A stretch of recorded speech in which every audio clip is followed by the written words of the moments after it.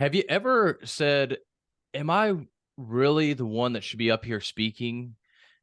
I think for a lot of people, that's what's holding us back. And in today's episode, we are going to discuss that exact thing. This is Philip Sessions, your public speaking and communication strategist, here today with another episode of the Speaking Sessions podcast. I have Craig Stanland here. He is the Reinvention Architect. He specializes in helping men break from autopilot, reach their full potential, and become the author of their extraordinary life stories. He is a mindset coach, best-selling author of the book Blank Canvas, and TEDx speaker. Yes, this is the second TEDx speaker we'll have here, but I am really excited to get into this story with Craig. But before we get into that, Craig, tell us more about yourself. So I'm going to just set a little bit of a framework because I think it's going to really set the parameters for our conversation. So in order to do that, we've got to go back to 2012, specifically September 30th, 2012, or I'm sorry, 2013. I had what everybody would say was it all. I owned 4 homes. I drove the nice cars. I had the watches. I had the 5-figure watches. I had VIP status at the finest restaurants. I was married to this amazing woman, literally had it all, had the great corporate career. October 1st, 2013, I walked into my brand new job. I was there for about 2 weeks. Our biggest competitor wooed me away with an aggressive pay package, and I'm setting up my desk for the day. And I put my phone on the desk, and I pick it up, and there's a missed call and a voicemail. I said, boy, that's weird. Who's calling me a Tuesday morning at 8:45? Who could this be? And I put the phone to my ear, and this is what I heard. Mr. Stanland, this is Special Agent McTiernan with the FBI. We are at your residence and have a warrant for your arrest. You need to call us and come home immediately, or we will issue a warrant with the federal marshals. And that's the day that my life changed. And that's actually the day that led to even you and I having this conversation right now. It's what led me to, and we're going to get to this, it got me onto that TED stage. This was the domino that got knocked down that led to everything else. Wow. Wow. This is going to be an incredible podcast, an incredible story to get into. But oh gosh, I cannot imagine getting that call. I had calls where it's like, I'm afraid they're going to fire me at work or something like that. But to get the FBI to leave a voicemail, which is kind of crazy that they would do that. But I guess, hey, they're wanting you and you're probably going to listen because of the FBI for sure. So weird that they did leave it, but they were watching me for several weeks, and I used to work out of the house. But now that I had this new job, I was going into New York City into an office. They didn't realize that, so they executed a search warrant, thinking I was going to be home, and that's why they left the message, because they were like, "You need to get back here immediately." Yeah. Wow. That is crazy. So before we dive into this incredible story that we're about to get into, I want to ask you a question. I know we talked about this offline, but how did you get over the fear of public speaking? This is a very layered answer. So I think we'll have a robust conversation about this. So I will rewind to before I was arrested by the FBI. Like I said, I was married at the time, and my wife and I were sitting in bed, and had the laptop in bed, and we were watching TED Talks. And we were watching Sir Ken Robinson and that amazing TED Talk, Do Schools Kill Creativity? And in my head, I didn't share this with her, but in my head, I said, I want to do that. I want to be on that stage. And then immediately that fear kicked in, that worthiness. Who am I to get on the TED stage? I have nothing to say. And I lived with that for a really long time, that desire to get on a stage and to share something, but I didn't know what it was. And I'll fast forward a little bit. After I was arrested, I got sentenced to 2 years. I was in federal prison, and I realized that I had made fear-based choices that landed me in prison. I was living a very fear-filled life, and my intuition told me, it said, you have to write down all of your fears and you have to execute them one by one. And my number one fear was clear. It was public speaking. So there in my prison cube in the Otisville Federal Prison system. I said, I'm going to conquer my fear of public speaking. What's the biggest stage I can think of that will represent me conquering that? I said, the TEDx stage. So right then and there, I committed to getting on that stage. And that's not even how I got over the fear. I had to get over the fear of that. So when I got out, I start Googling public speaking and I land on Toastmasters. And I said, okay, cool. I didn't like that answer. And so I ignored it. And a couple months go by and I Google it again and Toastmasters comes up and I don't like it. And this is my fear blocking me from doing it. Well, when I said this was a layered answer, I'm going to get into some of those layers right now. I knew what I was doing was wrong when I committed that fraud. And my heart spoke and it said, stop, don't do this. This is not the way. And I ignored that voice thousands of times because my fraud went on for just under a year, required thousands of choices. Every time I made a choice, my heart spoke and said, stop, don't do this. So I destroyed my self-trust. I absolutely couldn't trust myself to do anything, to make simple decisions. And so I realized I had to develop that self-trust. And the one way that I did it was making and keeping commitments to myself. And I said, I committed when I was in prison to conquer this fear. I have to commit to going to my first Toastmasters meeting. And I have to commit, if they allow guests to speak, I have to raise my hand and I have to do it. And I made and kept commitments all the way to the TED stage. And that's how I conquered my fear. Wow, that is incredible. And I was thinking you were going to say that, hey, I spoke to the prison audience, if you will, there. I was going to say, wow, that's a very captive audience, pun intended. but Yeah, you didn't, so I just that. have to make it up. Yeah, that that would be funny, but definitely a captive audience there for sure, literally in all senses. But no, that's where I got my start, was with Toastmasters as well, and definitely a great building block, a great foundation for sure. But that's awesome that you finally did that, because just thinking about that, I think when we make these commitments to ourselves and we break these commitments to ourselves, that's how we lose confidence in ourselves and lose our ability to actually be able to do things that are outside of that comfort zone. So think, taking a little step back for those in the audience, maybe you're not ready to go speak in public, and maybe you're not ready to commit to something like Toastmasters, but find little micro commitments that you can do. Maybe it's, hey, I'm going to drink a glass of water before I drink coffee. Something simple like that. I don't know, just little micro commitments to help build up that confidence until you can get to where, okay, I'm ready to go speak on that stage. But it's funny how God works that way. You keep searching and just, oh, Toastmasters, Toastmasters, Toastmasters. And that's the easiest way, I would say, besides getting on social media, which is a little different, but you could literally go and do a live or a pre-recorded video and technically speak in front of people, because people are going to hear what you say. But Toastmasters is by far the easiest way for you to get in front of an audience to speak. It's pretty cool that you did all that. I love that you are familiar with Toastmasters. So when I attended that meeting, we came to table topics. And for the audience, table topics, there is a table topics master who will ask for volunteers and then ask that individual a question. And you have 2 minutes. You don't have any idea what the question is. And you have 2 minutes to speak extemporaneously on that question. And so they asked, do we have any volunteers? And my arm shoots up. And I remember looking up at my right hand and going, who the hell did that? Who raised that? And so now I'm the first one up there. I can't remember what they asked me. I remember I spoke for 26 seconds. I was probably a rambling, incoherent mess, but I sat down. When I was done, my heart was racing. I was sweating a little bit.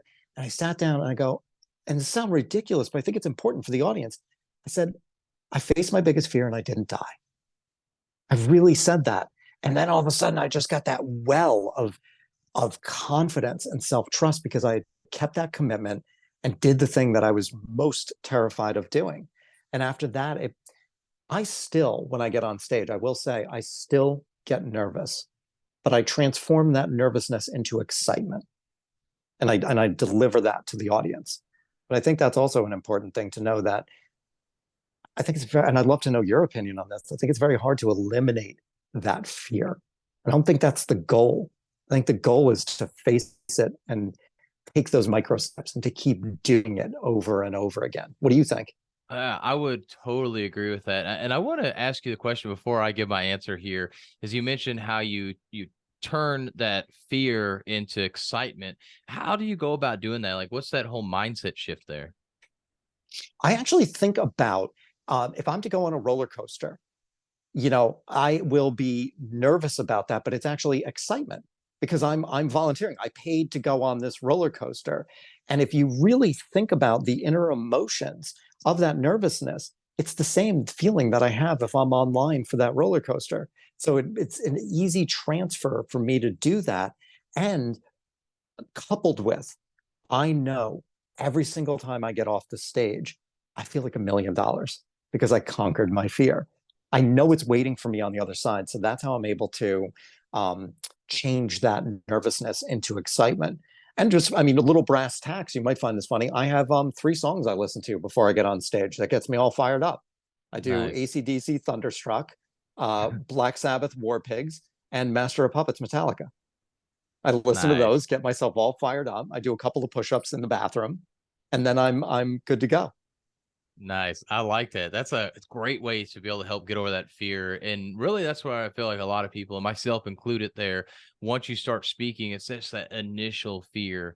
And so for me, really, it's that initial fear. And a lot of it comes back to I'm afraid that maybe I'll trip or I might mess up on that first word. And once I get through that first word or the first sentence, then I'm good to go because I'm focused on the audience. I'm focused on the value that I'm delivering to that audience. So I do still get nervous, but it's only that first part. And I really think a lot of that comes back to that I'm focused on me right there at the beginning because I want to make sure I get up there. So I'm worried about, am I actually going to make it on the stage properly? But after that, I'm good to go. And that nervousness, in my opinion, is actually a good thing because if you go up there or if you're going on stages speaking in front of people and it's like, I got this, like, no big deal, that means you are overly confident, pretty much almost arrogant, really. I would probably you are arrogant because you think you are good enough. And at that point, that's when your speaking career will go down because now you feel like you're the gift to the audience when you should, well, not you, but the message you share is the gift. You yourself are not the gift to that audience because, Craig, you and I, we could share that same message, but because of our backgrounds a little bit, which I guess is kind of us, but because of our backgrounds, where we come from and how we share that story, that message, that's how it impacts different people. But it's not about us. And if we focus on us and we think we're just the greatest thing ever, message will fall flat every single time. It's just like when you know a salesperson is coming to sell you, they're coming in for that hard sell. It could be water, and you're not going to buy it. You could be in the desert and need water, and they're like, "Hey, I got this water. You want it? $10, $10, or $5,000, like every coach out there right now." So come on, man. I know you need it. Like, oh, my water is better than everybody else's water. Like, nah, come on, man. It's just water at the end of the day. But if you come in there and you want to provide value, like, hey, I know you're thirsty. Like, here, take some of this water. Don't worry about it. Like, I'll get paid later or whatever, and just give that value to them. That's what's going to make people resonate with you. And so that nervousness is a good thing. So for I those in the I love audience, that. stay nervous, because if you don't stay nervous, that means you're not going to be a good speaker for long. I love that. I absolutely love that. And I also, you know, to touch on what you were saying, the audience, talking about that gift, the audience is giving the speaker their 3 greatest non-renewable resources: Hmm. their time, their energy, and their attention. And I Hmm. think that as we as speakers, we've got to earn that. We've got to give them that gift. And that's why I think the nerves, like you were saying, is good because I want to go up there. I want to deliver that value. And I want to make Yeah. sure that I earn that 45 minutes. I do some engagements for different fraud organizations that run 100 minutes. You know, for that 100 minutes, it's like I got to be on, and I got to Yeah. deliver that value to them. Hmm. So tell us real quick, like the difference between that, because I've never done a speech that's been 100 minutes. I've done 45 minutes and below. But tell us like a little bit of the difference between that 45-minute speech versus a 100-minute speech, because that's a lot of time to fill in if you're used to 45 minutes. So it's a lot of time, and I will clarify. It's actually when I do those 100-minute presentations, I do them now with a 70-minute. And this can actually adjust depending on the organization, what they want. But the max I've done is 70 minutes, and then we fill the rest with a fireside chat and a Q&A from Okay. the audience, which really is one of my favorite components because you never know what somebody's going to ask, keeps you on your toes. It's like table topics all over again, but on a much larger scale. But so for those 70 minutes, what I will do is I will get more granular. It's not that I'm adding fluff. I will actually, because these are very specific organizations, these are law enforcement, fraud investigators. So I'll get more into the small details of the crime, the red flags, those things, all to the backdrop of my story. The voicemail that I started our podcast with is actually how I kick off my presentations, just to get people sucked in right off the bat. But it is, I look at it, and I'd love to know what you think about this. I look at it like how I wrote my book. When I was editing my book, rather, I could go through, and if there was a sentence that didn't move the story forward, if there was a word that didn't move the story forward in a meaningful way, or if it served my ego, it has to go. And so that's how I also look at these presentations, is what's necessary and what's fluff, what's really going to, I want every single word to be very deliberate and intentional and to move that ball forward. So that's when I build from 45 to 70, it's something that I keep in mind, and to make sure that it's not just this superfluous, I can't even say it. Superfluous. Superfluous. Well, yeah. Wow, We're amazing speakers. We just can't say both big words. I mean, that's the thing. If you're an amazing speaker, you don't say these big words because it confuses the audience. You're supposed to use a 5th grade speaking level, as they say. So that's the only reason why we can't speak well or speak big words, because we've been trained not to speak the big words. But no, I think that's a great way to do that. I agree wholeheartedly with you, really focusing on not adding that fluff, because we are in an age where we can get information. Quick Google search now, use Chat GPT, and you get the information you need immediately. So if you're going to come up on stage, people can tell when you're literally just trying to fill time. Oh, let me just do this. Or you're just kind of putting some fluff stuff in there. A lot of people, they're paying good money to go to these events. They want to know the real stuff. Get into it, share those stories. And speaking of your story, how you talk about the fraud, that's a perfect story. I know it's kind of like, man, it gets you on the edge of your seat as well, but it also gives you so much credibility for those people you're talking to, those fraud agents, if you will, because you've been on that other side. You literally committed the fraud and you saw how you got caught with it in the end. And so now you know both sides, so you can come in as the expert all around instead of just being on one side of that. So that's, first of all, a great way to start it, because it's an awesome intro story, but also immediately sets up that you are the expert on fraud at this point and everything. But yeah, really just going in there and getting even more and more granular is a great thing, because that's what people are craving. They want more of those details, especially if they're advanced, like literally for fraud. They're going to want all those juicy details that you can give with that.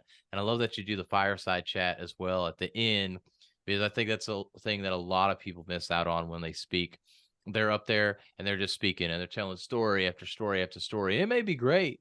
You may keep everybody's attention, but that's the cool thing that I really respect about a lot of speakers that will do this is, and like Gary Vee's a great one that does this. I mean, he probably goes a little overboard with it, but he's like, I'm going to speak to you for 10 minutes and we're just going to do Q&A for the rest of the, like 2 hours I've got here or something. But it's still really cool, because that's what people get a lot of value out of, because they can ask a question, or somebody's brave enough to ask the question that somebody else wanted answered. And also, while you may know what they want to hear, the audience that is, you can't know everything. And so they can ask questions that you didn't cover at all, which is really cool as well, which you can then go back and incorporate into your speech also. So really cool stuff. Yeah, you just hit on something really important there, for anybody who wants to get into speaking, to include that Q&A. That is evidence of what people are curious about.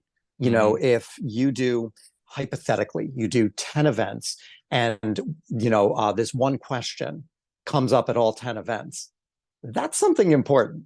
Yeah. That's something really, really important. If somebody asks something once and it's a fluke, then you can kind of, you answer it, and you're happy to like have it back into the Rolodex.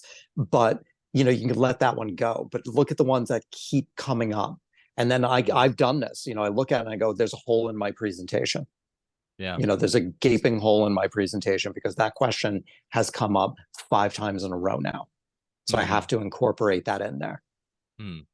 Yeah, yeah, exactly. So you definitely need to do that. Go back and review those things. And not to mention with the Q&A, you're probably getting the video content anyways, and everybody loves doing reels. So right there, you got you a nice little reel, or you can go make reels or short form videos off of those questions by literally answering those questions in a video for social media. So amazing ways to be able to get more social media content there. But Craig, I want to really dive now into this TEDx speech. So, actually, first, before we go into the actual speech itself and really talk about how to build your self-worth and everything, I want you to tell us how you got to this TEDx stage. So you kind of teased us a little bit. We're sitting there watching TEDx speakers, which is not a typical thing that most couples do, is sit in bed and watch TEDx speeches. So it's funny that you did that, but then it just became this whole desire for you. Then obviously you went to prison and then you went to Toastmasters. But where did you go from Toastmasters to the TEDx stage? Like, how did that all come about?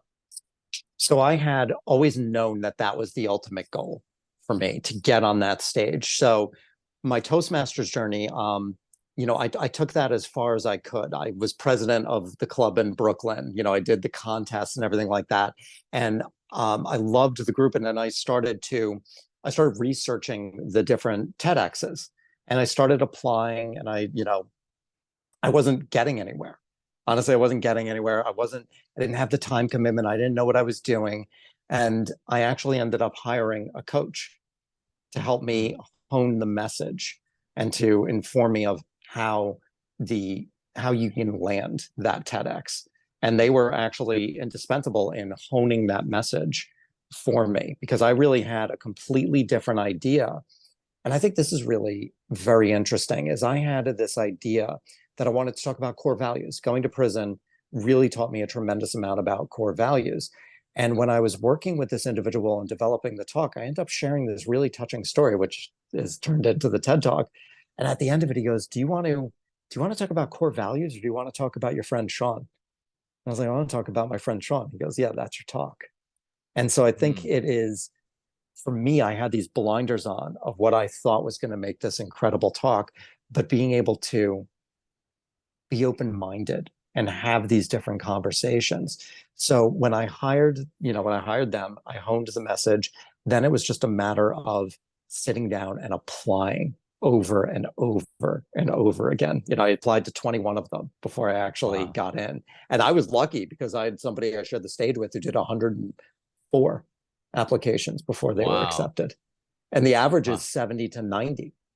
So it is, it takes a very big commitment to do it.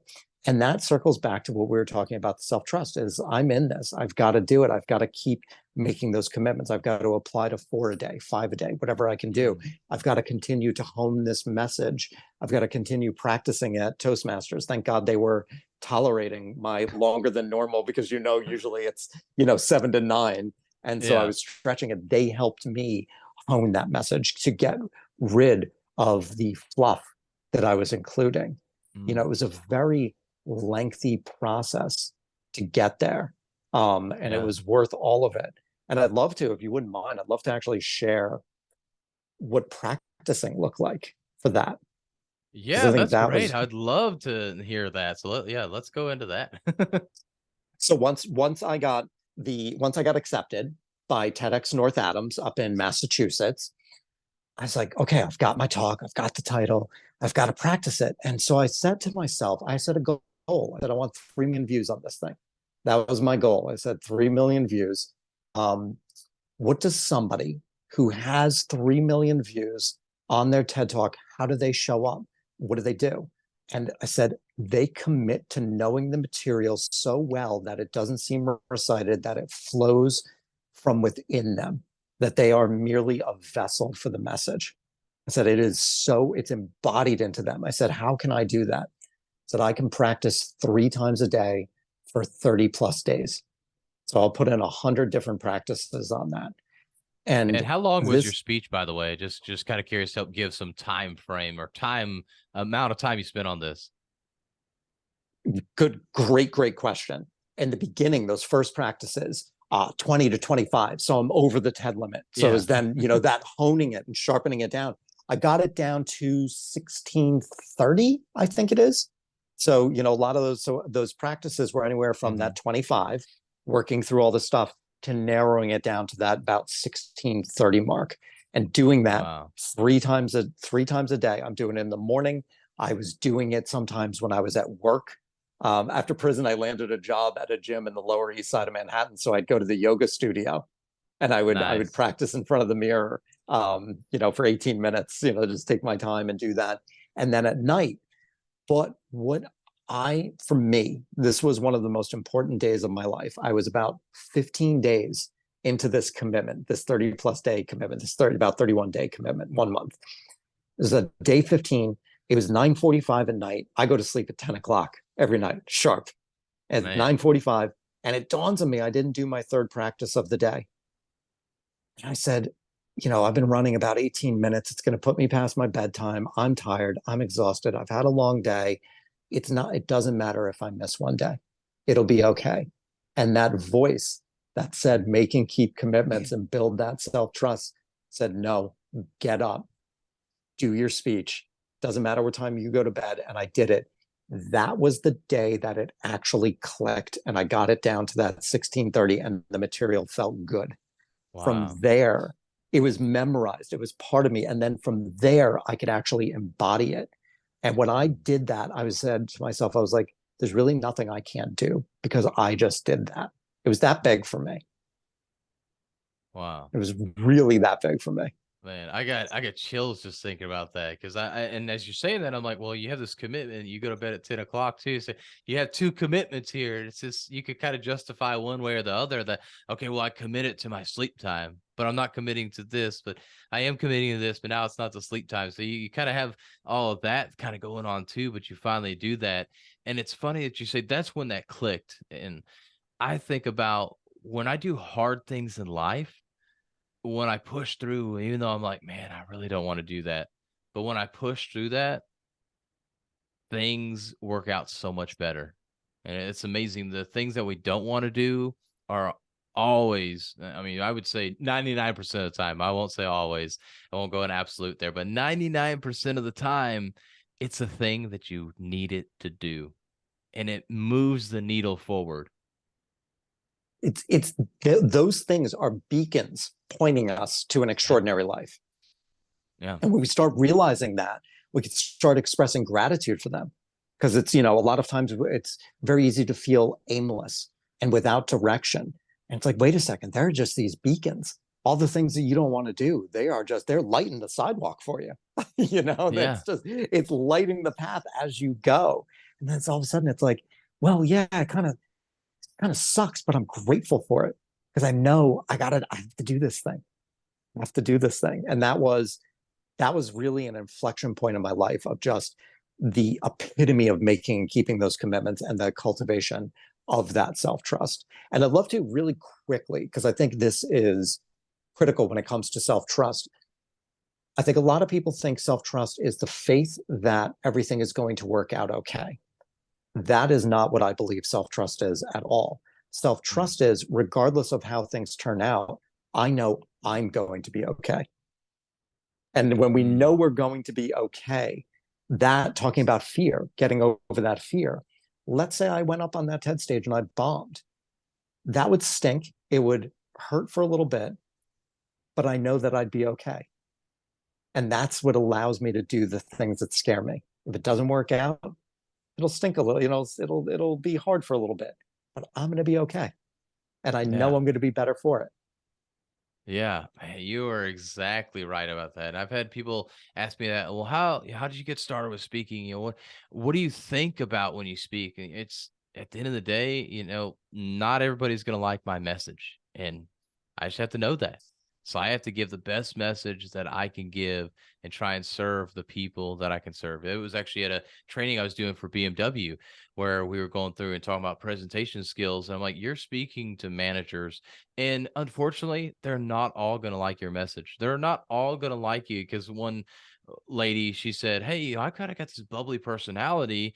And a lot of the senior management is still a lot of like older men. So that would, to me, would be kind of something that's very that they wouldn't really like. And so I was like, you just got to be you. At the end of the day, you got to be you. And as you look at that audience and you're sharing the presentation that you're giving, you'll see some people leaned in a little bit and you'll see some people paying attention to you. Focus on those people. Those other people that are in the audience, those other managers that aren't paying attention, they're on their phone, they're looking at their emails, whatever they're doing, forget about them. Focus on the people that are focused on you, because those are the people that can then go back and persuade the other managers. And so, same thing within your message. You can have the people that love you. You need to focus on them because they're the ones that can help you be able to build the thing that you're trying to build to make your message great. They're going to be your advocates, not the people that don't like you. So, just focus on what you can control at the end of it as well. And I love that you said that because it is delivering that authentic message and I think it's what's true for me in this moment right now, and what is the rawest, most vulnerable way that I can express that. And if I was to try to it with all, let's just say, I mean, because speaking is an art, but all art, painting, music, writing, they're all art forms. The moment that we try to create art that pleases everybody, we're no longer creating art, we're creating a commodity. Mhm. And the moment you try to please everybody, you're really going to produce something terrible because it's Yeah. impossible. Yeah. Oh, it's, yeah. it's it's impossible. Yeah. Yeah, I mean, think about like a Rolls-Royce voice versus a Toyota Camry for if you know, a Toyota vehicle. Toyota is for everybody. The price is a lot lower. The quality is not as good. Versus the Rolls-Royce, it's for really, I mean, I guess anybody that has the money to buy it, but usually it's people that have a lot of money. So it's not for everybody. They don't make a lot. It's got amazing quality to it. I'm not a car guy, so I'm just assuming based on the price and everything behind that. Craig, I know you're a car guy, so you might be able to give a little bit to that. Even though I know I'm around BMW and everything that I should because BMW owns them, but still, like the Rolls Royce is not for everybody, and that's okay. And they realize that, and they're at where they're at. And kind of going back to what we talked about offline with the coaching, like you're not for everybody, so therefore sometimes you may be out of the price range for some people, and you can't be a $50 a month coach because then you're not going to be able to sustain that. And there's, I mean, so many things you can go into that, but just focus on the people that you want to focus on and help. And those are the ones that are going to love you and continue to help lift you up and help you continue to grow your message. I remember a story from Tim Ferriss that I think speaks to what we're talking about perfectly. When he released, it might have been 4 Hour Work Week. It was pirated and it was put Mm, into PDF and it was online. And he was livid. And, in a sense, rightfully so. And he was talking to one of his friends, one of his very wise friends. I wish I could remember the gentleman's name. And he said, yeah, I can't believe this. I'm losing money and all this stuff. And the guy goes, what do you care about those people? He goes, what do you mean? What do I care? And he goes, if they're not willing to put up $9.99 for your book, they're not your people. So you mm, don't even want them.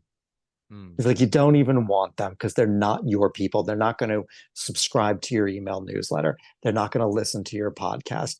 They're not your people. Your people are going to pony up the $9.99 or $12.99, whatever the paperback was. Yeah.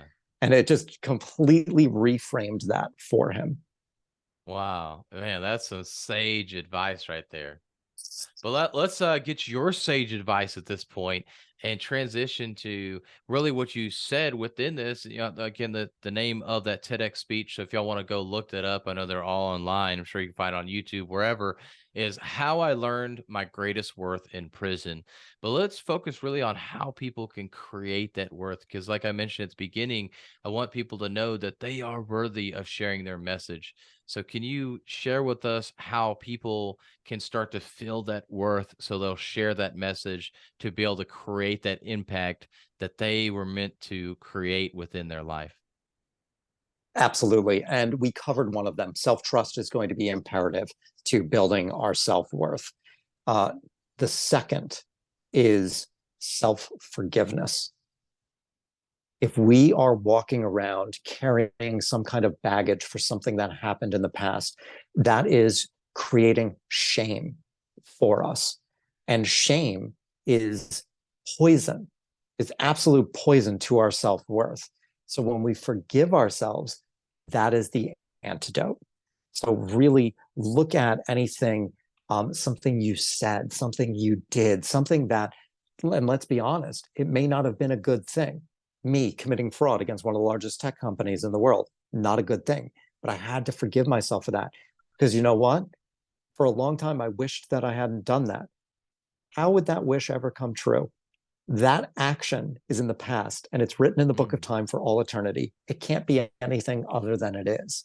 And for me to wish and deny it is to live in a fantasy world. So I have to accept it. And then I have to be able to forgive myself for that. And forgiveness is a journey. It's not this one and done thing. It is, it's a perpetual journey that we have to keep going on. That's almost like an onion, layer after layer. We keep going and forgiving ourselves. That to me is one of the essences of building that self-worth. Number three, because we got self-trust, self-forgiveness. Number three is going to be, where are you denying yourself joy? And this is an interesting question when I do this with my clients, because they're like, no, I do whatever I want. I don't ever do anything like that. And we start getting a little bit deeper is, do you say to yourself, you can't have that ice cream unless you do this? And they're like, well, yeah, I do. And I said, well, do you enjoy ice cream? Yeah. Well, you're putting a price on it, and I think when we look at the ways that we punish ourselves throughout the day, where we deny ourselves these small acts of joy, when we deny ourselves a small act of joy, we're telling ourselves that we're not worthy of something that makes us happy. That's a terrible, terrible message to send. Often with my clients, very successful individuals who want to start tapping into their creativity. They love writing. They love Japanese woodworking, regular woodworking, but they love doing it. They love getting their hands dirty, but they won't do it. And this is the thing that lights them up. What kind of message do you think they're sending to themselves when they deny themselves that level of joy? Not a good one. So Yeah, look at our terrible one. life. We look at our lives and see where we are punishing ourselves, where we're denying ourselves those small acts. And we learn to, going back to self-trust, making and keeping those micro commitments towards something that brings us joy, bringing that joy, bringing that meaning into our lives, tells ourselves, informs ourselves that we are worthy of feeling that way. And I Now, let think me that is interject. one. Yeah, Go please. ahead and finish your thought there. What you were just saying. I think these are three foundational blocks to that. And we can keep going. I'm curious where you're Yeah. going to Yeah. take No, it, I because wanted to those are interject. three very big ones. Yeah, I want to interject there real quick because you're talking about don't deny yourself of these things because you enjoy them. But I think about like a devil's advocate kind of thing. Like, but what about delayed gratification? Sometimes I think like with fitness, it's like, well, okay, I want to lose 10 pounds. And yes, you go in, okay, there's ways I probably could eat ice cream and still be able to lose the weight. But let's say you can't control yourself when it comes to ice cream. You overindulge. And so maybe you're stopping yourself from doing that, but you really do enjoy it. So what would you say to that when it comes to maybe a delayed gratification versus I I want to I call think if it's something indulging, that but I think if there's something there's an instance of overindulging, I actually don't think that's necessarily. I would counteract that. I'm not sure that's bringing you joy. That's filling a different kind of hole. There's something else going on oh, behind that. That is, I don't think that's necessarily joy. There is some kind of inadequacy, there's a pain, there's a trauma. If we are overindulgent, if we're obsessive over things, that is a sign of something else. I think, it's a healthy joy. For example, sitting down at a computer to write, but not allowing yourself to do that. That's a simple joy, and to look at that and understand what, here's one way to look at it. Is this choice going to expand or diminish me? And if we are denying ourselves that joy, I believe we're diminishing ourselves. And if we're, allowing ourselves to do that, we're expanding ourselves. And we also have to trust ourselves with that. Let's say, using the overindulgence, we have to trust ourselves to be able to know, say, I'm going to have some ice cream and I'm not going to have it for the rest of the week. And we have to make and keep that commitment. So we become the person who says what we do what we say we're going to do. Man, that's good. I appreciate you expanding upon that a little bit, because just in my head, I was thinking that. I'm like, I bet there's probably somebody else thinking that too, because there are times when we need to put off doing something. Like maybe we do enjoy it, but there's possibly something else that we have to take care of. For instance, you have a child, and I have a 16-month-old right now, and I love sleep. But there was times when I had to get up in the middle of the night because she needed to be taken care of. And I know it's kind of an extreme example, but still there's sometimes things that you have to maybe give up the thing that you like just temporarily. But there's kind of an end goal with that too, I think, which is probably a part that you would probably agree with, that if it's a temporary thing, maybe. If it's not just to kind of fix a band-aid kind of situation, perhaps, like then it's maybe acceptable at that point. It absolutely is. So let's expand upon that a little bit. Life happens.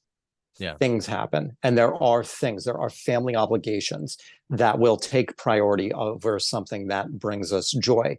And that temporary, what we want to ensure with that is eventually we want to get back to that, because if we're doing the things, I'm talking about things that are also, I use ice cream as an example, but I really like using it for the heavier things, like the writing, like the Japanese woodworking, like the things that are really going to light them up. These people are better fathers because they're doing things that light them up and fill them with joy and meaning and build their own self-trust. They show up better at work. They show up better in their relationships. They show up better as a father. And so that's another way to look at it. And in regards to that temporary, if we're running away from it, if we're kind of like, I can't do that right now and I'll get back to it. And then all of a sudden time frees up and we don't find ourselves going back to it. We're running from it. We're hiding from it. That's very diminishing. Are we moving towards something? So when the temporary lull is over, what are we doing then? What are the action steps we're taking then? Are we diving right back into it, or are we hiding behind that lack of self-worth and that guilt for doing the things that we like to do? Does that make sense? Yeah, that makes perfect sense. I appreciate you elaborating on that. Like I said, I was playing a little bit of devil's advocate to try and pull a little bit more out there and try and make sure that we got an understanding of all that. And I like the different perspectives to really help us out with, because life does happen, like you said. So for us to be able to know we can put a pause on that perhaps, and it doesn't really impact our self-worth as long as we go and get back on the saddle, so to speak, afterwards. Because yeah, like you said, life happens. We got to just deal with that and then get right back to it. And I like that you mentioned that as well, because I feel like men are a little bit better at this, at least when it comes to like children and stuff like that. I know I have still done a lot of things that I enjoy, even with my daughter being here, where my wife, she's been guilty of it. And we've talked about it and everything, but she's been guilty of where she just totally dives in and just focused on her daughter, which I love her for that. She's a great mother. I'm not saying anything that she's not, but because she's dove in or dove so far into taking care of our daughter, sometimes she forgets to take care of herself. And I think that's really where you're saying with all this, doing the things that you love to do, because it's really taking care of yourself. And when you take care of yourself, fill up your own cup, that you can help others, and you can pour from that excess, essentially, is what we really want to do, not pour from our own cup and empty ours at the same time. We want to fill other people's cups through the excess of our filled cup. I love that. I love Yeah. that analogy. Yeah, All right. nailed it. Well, if I hear you on a TEDx speech using that, I'm gonna like just be like, "Don't talk to this guy. He used my analogy." No, That's no, but mine. you're right. But no, Craig, this has been incredible. I've really enjoyed this, and I'm really excited to hear this last question that I always ask, because I think you're gonna have something pretty cool here. But if you had one message you could share for the rest of your life, what would that message be? That would be, our past cannot define us without our consent. Mm. Wow. That is deep. Wow, I think about that, and you mentioned something, and I'm forgetting. You mentioned about how, oh yeah, you used to wish that you could change the past, but that, and I forget exactly how you worded that, but that was really interesting to me. That it's like it's the past. You can't wish on that. You can wish on something to happen in the future, but the past is the past. It's no wishing to change it. It's like it's written in the book of time for eternity. Yeah, yeah, You know, yeah. it cannot, no amount of wishing is going to change what has already happened. And we have to practice that acceptance. We may not like it. I had to accept that I was in prison and that I was financially ruined. I didn't like that. But let me tell you something, when I did it inside prison, I felt a weight come off my shoulders. I felt freedom in prison because I gave myself a baseline to start over. It wasn't Mm. optimal, but I was no longer stuck in that past. Yeah. Wow. Wow. Well, Craig, and incredible story. If people want to follow you, get to know you more, I know you're over on LinkedIn, but is that the best place? Where can they find you at to be able to get to know you more? I'm on LinkedIn 6 to 7 days a week, posting what I hope is valuable content. You can also check out my website, craigstanland.com. And my book, Blank Canvas, How I Reinvented My Life After Prison, is available on Amazon and Barnes and Noble. Oh, nice. And Barnes and Noble too. That's pretty cool. Yeah. Yeah, Well, yeah. Well, guys, make sure you go check out Craig. He's a wealth of knowledge, incredible story that he has. Definitely sharing a lot of amazing content there on LinkedIn. Also, make sure that you subscribe to this podcast, share it with some friends to let them know how great Craig was and how great he did at this message, so we can continue to grow this podcast to help grow Craig's audience through this podcast as well, so he can reach more people and help them out to be able to build their worth. But y'all go out there and have a healthy and blessed day.